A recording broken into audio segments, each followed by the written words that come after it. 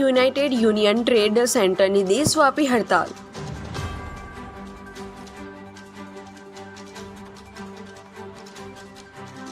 વિવિધ પડતર માંગણીઓના વિરોધમાં હડતાળ.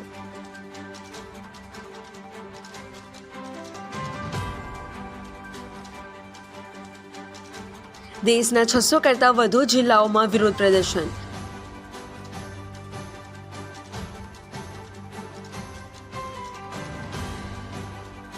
સુરત જિલ્લા કલેક્ટર કચેરીએ પણ દેખાવ અને વિરોધ.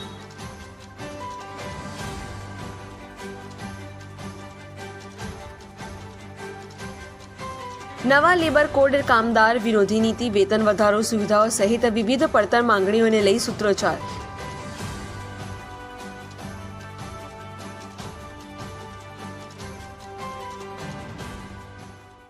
હું Pinkesh Jariwala Canara bank employee union assistant secretary છું. આજે અમે સમગ્ર દેશવ્યાપી હડતાલમાં જોડાયા છે. તેમાં 60 કરોડ કર્મચારી છે જેમના અધિકારો ગંભીર જોખમમાં રહેલા છે.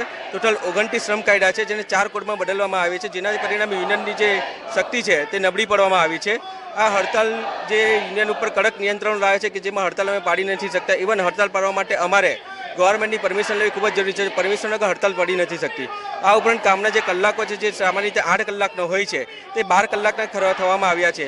અને યુવાનો બેરોજગારી અને ફિક્સ ટર્મ નોકરીની સુરક્ષા જે છે તે ખતમ કરવામાં આવી છે. તેમજ ગ્રેજ્યુટી જે છે તે દર વર્ષે આપવામાં આવશે. તો જે લોંગ ટર્મ જે રિટાયરમેન્ટ બેનિફિટ છે ગ્રેજ્યુટીનો તે સંપૂર્ણ રીતે પૂરો થઈ જશે. લાંબા ટર્મ સમયથી કામ કરવાથી 12 કલાક જો કામ કરવામાં આવે તો આરોગ્ય અને પરિવારને ખૂબ જ નુકસાન થાય છે.